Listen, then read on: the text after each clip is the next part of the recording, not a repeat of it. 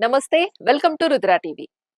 అంబటి రాంబాబుపై వరుసగా నమోదవుతున్న కేసులు చట్టపరమైన చర్యల కన్నా రాజకీయ కక్ష సాధింపు చర్యలుగా కనిపిస్తున్నాయన్న చర్చ ఇప్పుడు రాష్ట్ర రాజకీయాల్లో తీవ్రంగా నడుస్తోంది.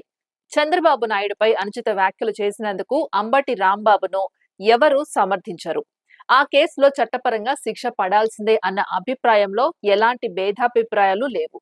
అయితే అదే కేసులో న్యాయస్థానం ఇప్పటికీ బెయిల్ మంజూరు చేసిన తర్వాత కూడా ఒకదాని వెంట ఒకటిగా పాత కేసులు తెరపైకి తీసుకురావడం, కొత్త ఫిర్యాదులు నమోదు చేయడం ప్రభుత్వ ఉద్దేశాలపై అనుమానాలు పెంచుతోంది.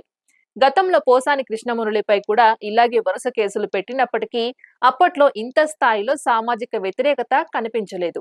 కానీ అంబటి రాంబాబు విషయంలో మాత్రం కాపు సామాజిక వర్గం నుంచి సోషల్ మీడియాలో ప్రభుత్వానికి వ్యతిరేకంగా గట్టిగా స్పందనలు రావడం కూటమి ప్రభుత్వాన్ని రాజకీయంగా ఇబ్బందుల్లోకి నెట్టే పరిణామంగా మారింది. అంబటి ఇంటిపై మహిళలు, కుటుంబ సభ్యులు ఉన్న సమయంలో దాడులు జరగటం, వాహనాలను ధ్వంసం చేయడం, మహిళలను భయభ్రాంతులకు గురి చేయడం వంటి ఘటనలపై ప్రభుత్వం ఎందుకు కఠినంగా స్పందించలేదన్న ప్రశ్నలు కాపు నేతల నుంచే వినిపిస్తున్నాయి. దాడులు చేసిన వారికి స్టేషన్ బెయిల్ ఇచ్చి వదిలేయడం, అదే సమయంలో అంబటిపై మాత్రం వరుసగా కేసులు పెట్టడం ద్వంద్వ వైఖరికి నిదర్శనం కాదా అని ప్రశ్నిస్తున్నారు.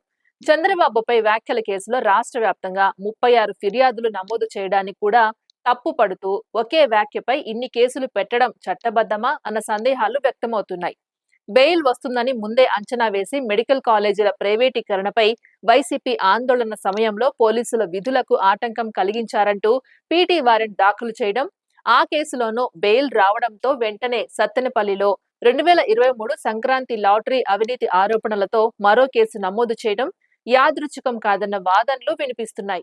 ఇలా ఒకదాని తర్వాత ఒకటిగా కేసులు పెడుతూ అంబటిని రాజకీయంగా పూర్తిగా అణిచివేయాలనే ప్రయత్నం జరుగుతోందా? ఇంకా ఎన్ని కేసులు సిద్ధంగా పెట్టుకున్నారని సోషల్ మీడియాలో ప్రశ్నలు వెల్లువెత్తుతున్నాయి.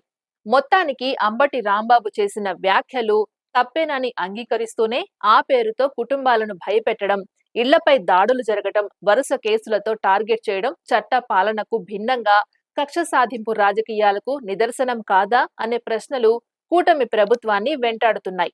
అయితే తాజాగా రాజమండ్రి సెంట్రల్ జైల్లో రిమాండ్ లో ఉన్న మాజీ మంత్రి అంబటి రాంబాబును పీటీ వారెంట్ పై సత్తెనపల్లి పోలీసులు గుంటూరు సివిల్ జడ్జి కోర్టులో హాజరుపరిచిన సమయంలో మరో ఆసక్తికర పరిణామం చోటు చేసుకుంది.